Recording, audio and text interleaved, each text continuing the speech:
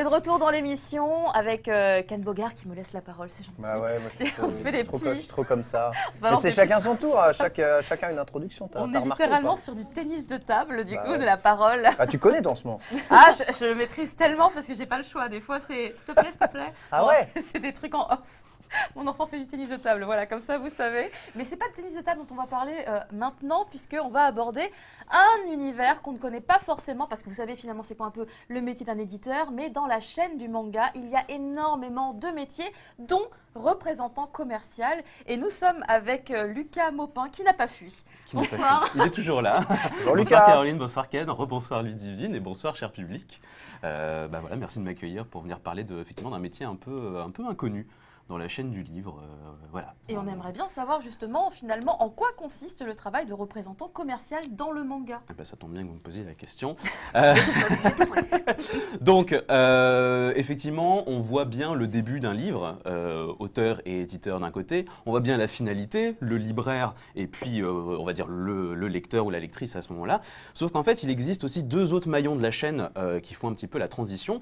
Un maillon qu'on appelle la distribution et qui est assez explicite, hein, qui est tout l'aspect logistique, qui est chez Glénat géré par Hachette, hein, c'est-à-dire stocker les bouquins dans l'entrepôt, envoyer les cartons aux libraires, à tous les points de vente qui peuvent exister, et ce qu'on appelle la diffusion. Et le but de la diffusion, c'est, comme son nom l'indique là un petit peu aussi, c'est de vendre les projets, c'est de vendre le livre, puisqu'il sort en France environ 40 000 nouveaux livres par an, 40 000 vraies nouveautés, ce qui est quand même plutôt pas mal. Le groupe Glénat on fait à peu près 1000 sur l'année dernière. En comptant les BD en comptant tous les BD, livres, tout livre confondu, on a 40 000 nouveautés 40 000 par an.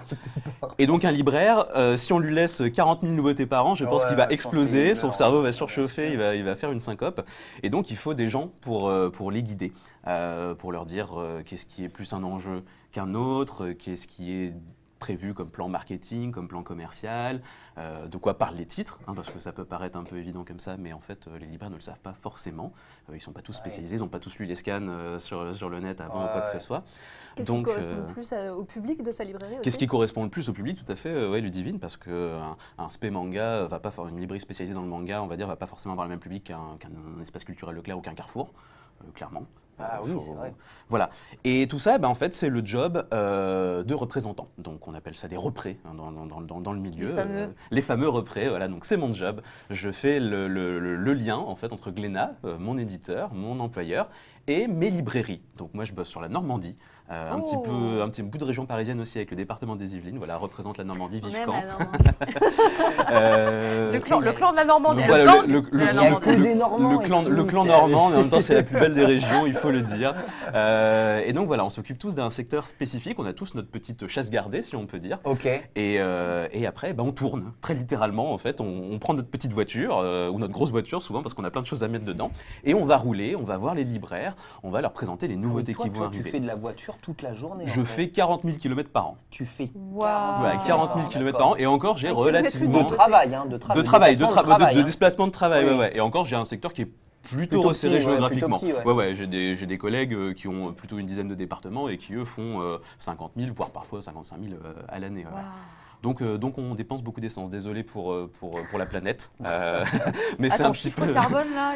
Ouais, mon empreinte carbone est catastrophique, carbone, mais c'est un petit peu nécessaire. Voilà. Sinon, on enverrait juste des mails et des diaporamas, mais on n'aurait pas de lien avec les libraires. On n'arriverait pas à les convaincre. Non, on n'arriverait pas à les convaincre, et en fait, ça fait partie du taf. Tu as les produits en avance, du coup, à leur montrer. Alors pas toujours. Alors on a, ça tombe bien parce qu'aujourd'hui, donc Ludivine, on était en réunion commerciale, donc c'est une réunion qui se tient une fois par trimestre et qui vient nous présenter les nouveautés du trimestre suivant. Donc là, on arrive fin mars, donc on nous a présenté le programme de juillet, août et septembre. Donc avec toutes les nouveautés, toutes les suites de séries, etc. Et ensuite, nous, on part avec notre petit ordinateur que j'ai pas là, mais avec notre logiciel où il y a toutes les références qui sont enregistrées. Et j'arrive devant mon libraire en disant, voilà ce qui va sortir en juillet, août, septembre, combien est-ce que tu en veux? Et puis évidemment, je lui parle du titre. Hein. Alors, on parle pas toujours de tous les titres. Par exemple, si effectivement je viens de bosser récemment le tome 23 Dragon Ball Super, à part dire c'est la suite du tome 22, je réexplique pas l'histoire, ça ne sert à rien, on n'a pas le temps, puisqu'il faut savoir, et c'est un chiffre un peu impressionnant mais important, qu'en moyenne, on a approximativement 15 secondes par livre de présentation. On a des rendez-vous qui durent entre 1 heure et 2 heures.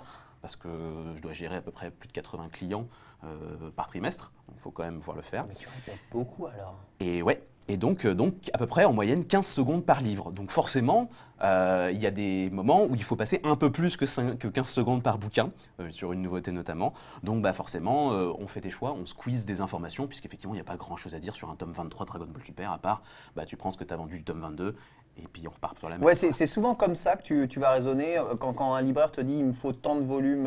Tout à fait, ouais. Il gère quoi sur ses précommandes ou sur ses volumes de vente du volume précédent? C'est ça, en fait, ils ont accès à leurs historiques de vente. Même nous, on a accès en fait à leurs historiques de commandes. Alors, pas leur vente exacte, parce que ça, c'est des données qui leur appartiennent, mais on a accès à des historiques de commandes. Par exemple, j'ai ce qu'on appelle un titre miroir. Je vais regarder, Dragon Ball 23, je bosse le 23. J'ai dans ma machine le tome 22. Je regarde combien il en avait commandé. Bon, et puis en général, c'est à peu près la même quantité. Sauf si une série a complètement décollé ou au contraire, c'est complètement effondré, ce qu'on n'espère pas. En général, on préfère que ça décolle.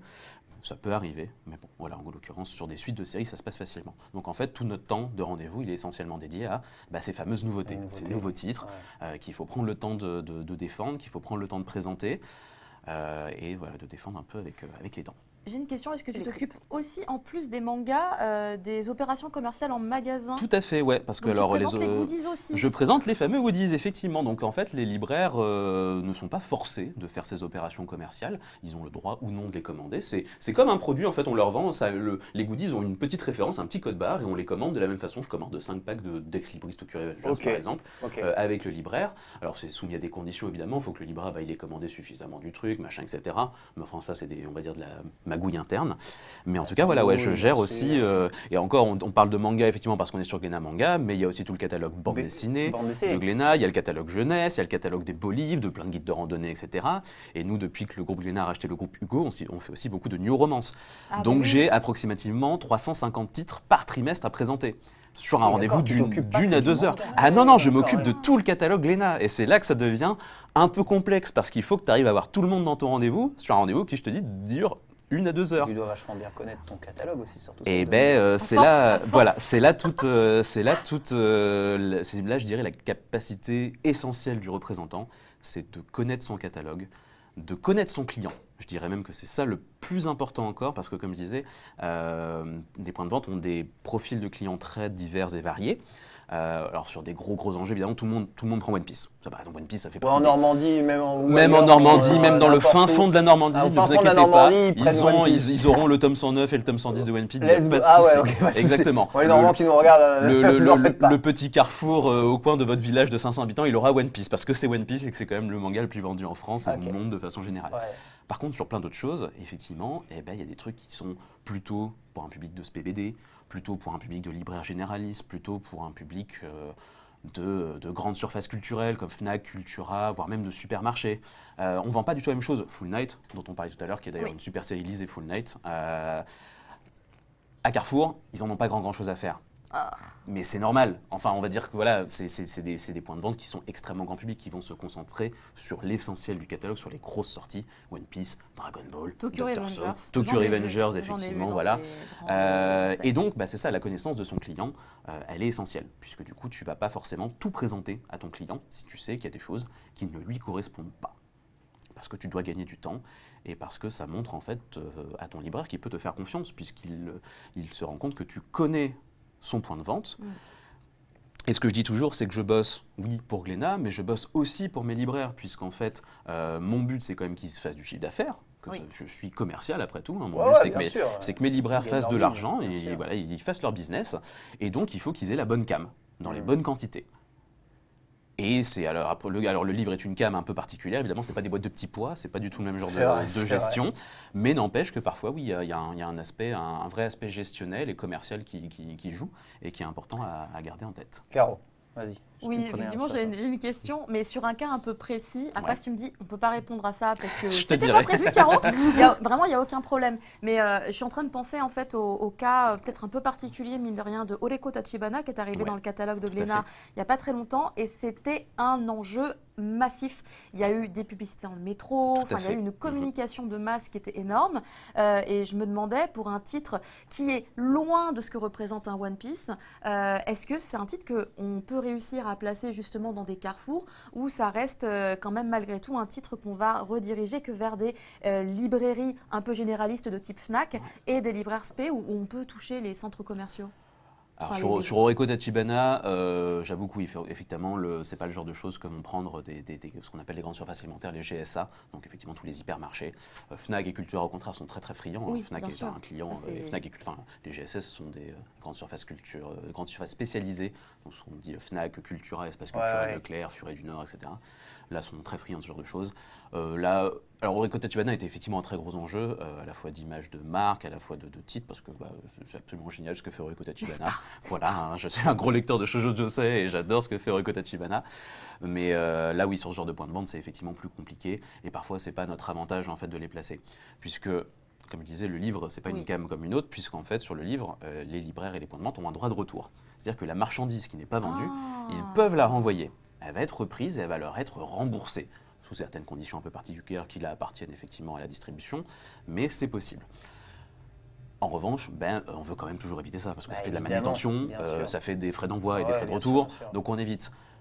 Il y a parfois effectivement des points de vente où on sait qu'il y a des titres qui ne se vendront juste pas. Et c'est pas qu'on abandonne le combat, c'est juste qu'il vaut mieux parfois, dans la stratégie finalement, dans la stratégie, choisir où on met ses billes. Parfois, il vaut mieux mettre plus de billes sur certains points de vente et s'assurer une vraie bonne visibilité et que ça corresponde en fait au public qui va dans ce genre de magasin, plutôt qu'en fait essayer de foutre tes billes un petit peu partout, alors qu'en fait, au final, tu ne seras pas du tout gagnant et tu auras vendu à la fin la même chose.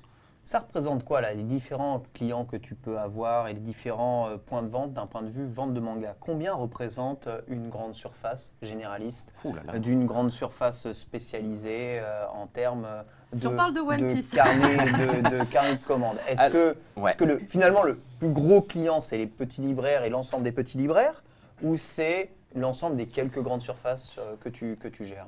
Alors, grosso modo, parce que là, on va dire des paliers de chiffre d'affaires qui sont très à la louche, c'est des statistiques commerciales. Ce qu'on appelle donc les GSS, les grandes surfaces spécialisées, donc Fnac, Cultura, Furet du Nord, Espace Culturel Leclerc et tous ces magasins-là, représentent grosso modo à peu près 40 à 45% des ventes de mangas en France. C'est parce qu'ils ont la place de stocker aussi. Parce qu'ils ont la place de stocker, parce que c'est des magasins effectivement immensissimes. Enfin, quand vous allez mais ils en vendent quoi, quand même. Ils en vendent. Ah oui, ils vendent. Ils représentent quasiment, parfois sur certains titres, quasiment la moitié des ventes de ces titres-là. Ensuite, on va avoir grosso modo 25 à 30%, là encore ça dépend des titres, qui vont être chez les librairies indépendantes, les grosses librairies indépendantes, dont les SP Manga, dont les SPPD, ce qui est assez énorme. Et puis après, un dernier petit 15% qui va représenter les ventes sur Internet. Amazon et Fnac.com aussi. Mais oui, les libraires en ligne. Et les libraires en ligne, effectivement, il ne faut pas les oublier, ça reste des acteurs assez forts.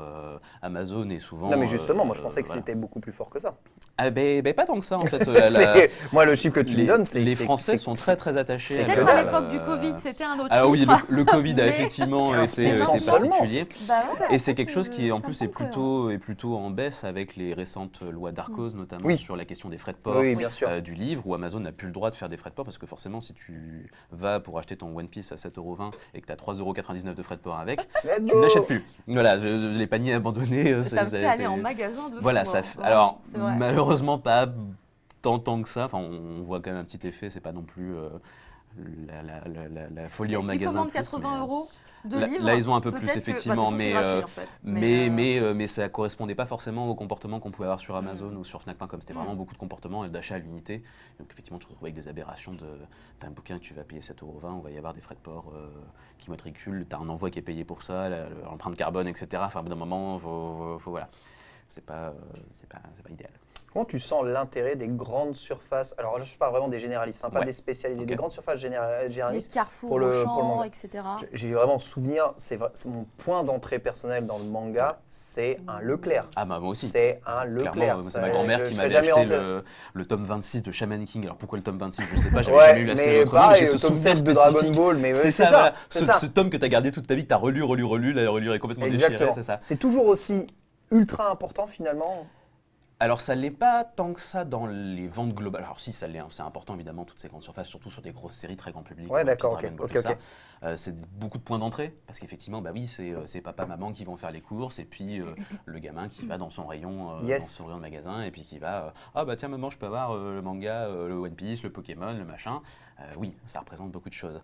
Après, effectivement, comme je disais, hein, sur les suivis sur les Fnac, sur les SP Manga, sur les librairies généralistes, on a aussi une clientèle beaucoup plus spécialisée, avec beaucoup plus de pouvoir d'achat aussi, qui se reporte ensuite sur des librairies plus spécialisées, parce que c'est quand même important de retrouver son univers.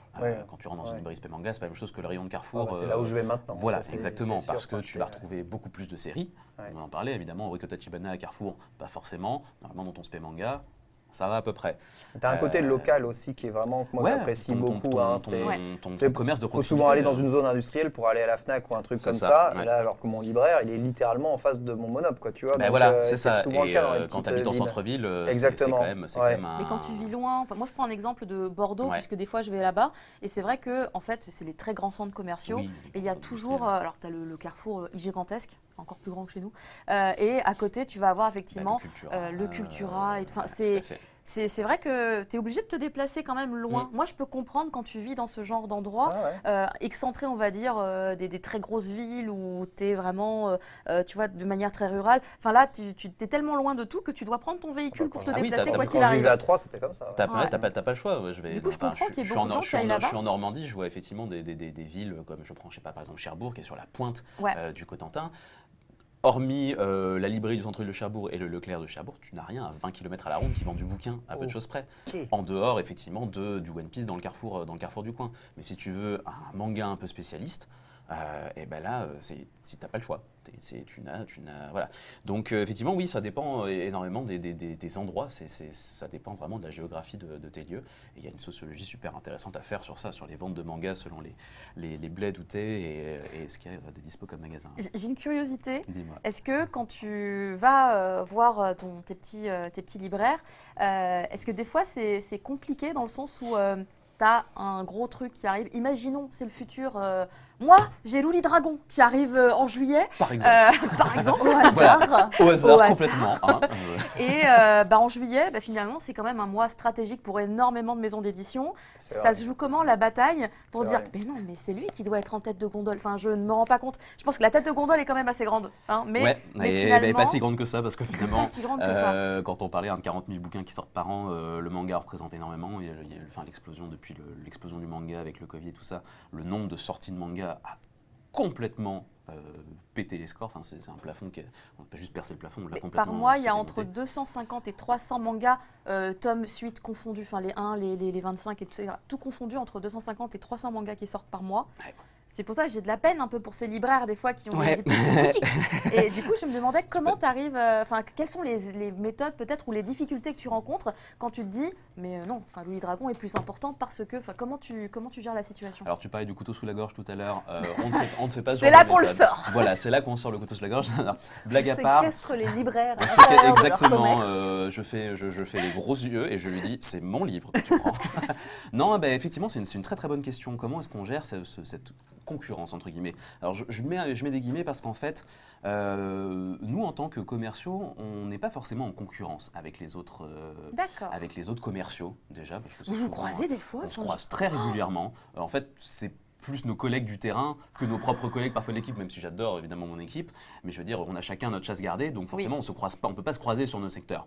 Okay. Par contre, on croise effectivement les copains de chez Kana, les copains de chez Kiyun, voilà. Et en fait, on a le même job, c'est-à-dire faire en sorte que nos clients fassent du chiffre d'affaires. Donc l'important, c'est qu'ils le fassent. Évidemment, c'est mieux s'ils le font avec mes titres. C'est un peu le jeu. Mais encore une fois, c'est pas parce que le libraire il aura vendu Kagurabachi, pour prendre un exemple en ce moment qui cartonne vraiment très fort, qui vendra pas Loulis Dragon pour autant. Les deux sont des enjeux, les deux ont leur place, les deux ont leur place dans le panier des lecteurs et des lectrices.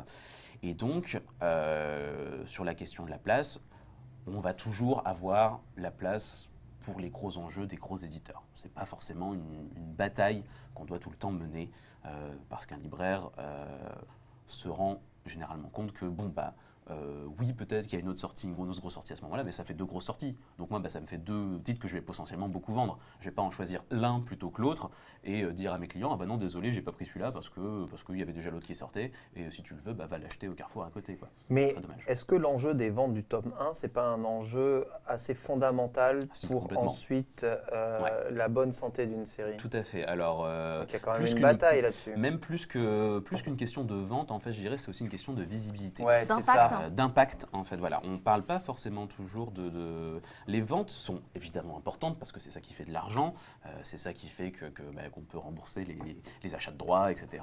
Tout va avec. Ceci dit, il y a effectivement une part particulièrement importante de la visibilité aujourd'hui, puisqu'on a un nombre, encore une fois, de sorties qui est absolument hallucinant. Et jouer la visibilité, parfois, c'est ce qui va compter. Donc, je prends un exemple qui avait été assez marquant avec la sortie de Kaiju No. 8 chez Kazé, enfin chez Feu Kazé, Crunchyroll maintenant, avec cette fameuse affiche sur la BNF, complètement over the top, quoi qu'on en pense, mais un coup marketing qui fonctionne, puisque une visibilité énormissime, et donc on en parle. Kagurabachi a très bien réussi au moment de la sortie au Japon. On n'avait même pas besoin en France d'y mettre quoi que ce soit. Internet a fait le job. Internet a fait le job, a rigolé avec la série au début, puis finalement a fini par la prendre au sérieux. Et du coup, quand ça sort, le job est un petit peu déjà fait. Mais donc, on va jouer cette visibilité-là. D'où la présence nombreuse en magasin de PLV, ces fameuses PLV, qui veulent dire, on oublie toujours, publicité en lieu de vente. C'est un terme vraiment commercial. On utilise le terme PLV maintenant un peu comme ça, c'est rentré dans le jargon. Il y a de tout, il y a aussi des espèces de tours là pour ranger les mangas. Il y a des espèces de colonnes, tout à fait, qui sont des petits meubles qui permettent en fait justement de gérer cette question de la place, puisque effectivement, si tu as une grosse sortie et que tu en prends 50 de volumétrie, va mettre une pile de 50 sur ta petite table où tu as déjà tous tes petits mangas qui sont serrés les uns après des autres. Bon, pour faire quelque chose de plus visible, on propose ce genre de petites colonnes que le libraire peut mettre à côté, un endroit stratégique dans sa librairie. Il a une colonne avec tous les volumes de One Piece. Aussi, effectivement. C'est un truc qu'on a inventé chez Glénat, le meuble permanent. Un meuble permanent avec les volumes de One Piece. Pas besoin d'aller en rayon. Vous pouvez le retrouver. Et je sais, cher public, que vous voulez chez vous. Oui, ils veulent les voler. Vous ne pouvez pas les avoir chez vous. Désolé, c'est réservé à nos clients. Mais je sais que vous seriez prêt à mettre beaucoup d'argent pour les avoir. Donc, mais et ce genre de choses, voilà, c'est aussi des billes qu'on a ou des cordes qu'on a à notre arc pour justement s'assurer de la visibilité de nos séries. One Piece, évidemment, c'est tourniquet One Piece, tous les libraires l'ont voulu. Ouais. Tu passes d'une série qui fait maintenant presque 109 tomes que tu vas ranger dans tes étagères, c'est déjà chaud à la maison. Imagine chez les libraires qui ont qui essaient d'avoir un maximum de séries, tu leur offres un meuble où tu peux mettre ton truc, ça fait une super visibilité, en plus il est super joliment décoré. Mais c'est bénef en fait. Ils peuvent même le mettre à des endroits encore plus stratégiques, près de la caisse, tout ça, pour essayer d'optimiser la visibilité du truc. Et c'est là en fait notre job de commercial, c'est aussi d'avoir une vision de moi si je suis un client normal dans cette librairie avec laquelle je travaille, comment est-ce que je m'assure que le client verra ma série à moi, la série que je vends en tout cas, et que c'est celle-ci qui repartira plus qu'avec une autre. C'est plus une question de ça que vraiment de se dire il faut que tu mettes la mienne, il ne faut pas que tu mettes celle des autres. Parce qu'en fait, tu mettras aussi celle des autres, c'est pas le souci. Mais il faut que la mienne soit plus visible.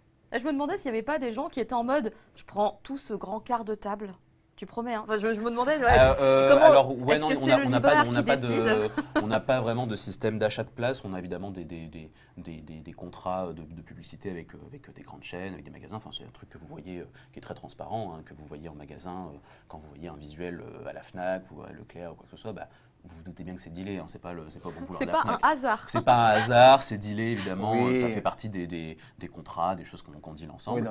Par contre, il y a des libraires qui mettent en avant certaines séries parce qu'ils ont un coup de cœur pour ça. C'est leur série coup de cœur, ils la mettent là, c'est eux qui décident de le mettre volontairement en avant. Chez les libraires indépendants, il n'y a aucune histoire d'achat de place. Oui, d'accord. C'est un mythe qu'il faut arrêter. Je ne paie pas avec des billets de vin chez mes libraires pour leur dire non mais tu mettras mon truc là et puis tu vas mettre à la poubelle les tomes de Kagurabachi, je sais pas quoi. Non, ça n'existe pas.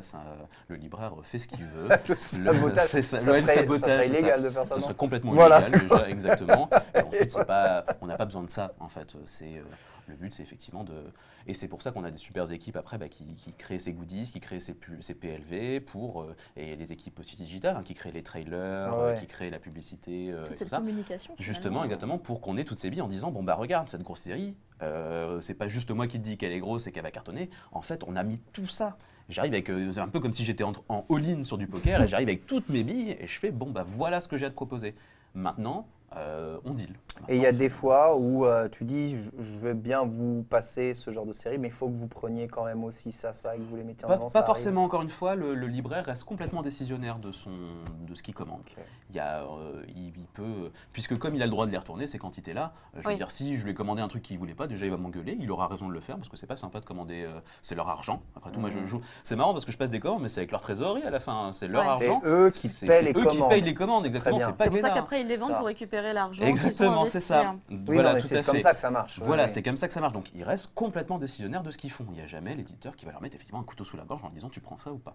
Après, c'est une question de travailler main dans la main. C'est ce que je disais.